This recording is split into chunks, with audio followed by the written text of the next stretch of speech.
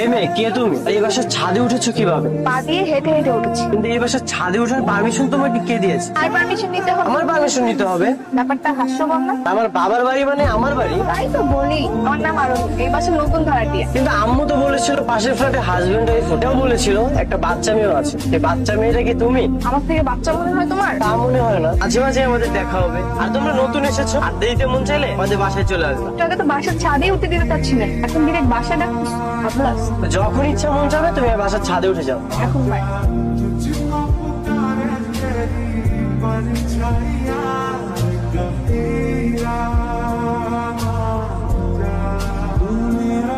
আচ্ছা তোমাদের পানির লাইন থেকে ঠিক আছে? সব ঠিক আছে। আরোহী, ওদের একটু প্রবলেম চল। এতক্ষণ কার সাথে কথা বললি? ও বাড়িওয়ালা ছেলে। কি ব্যাপার, আর কোথাও বেরোচ্ছ?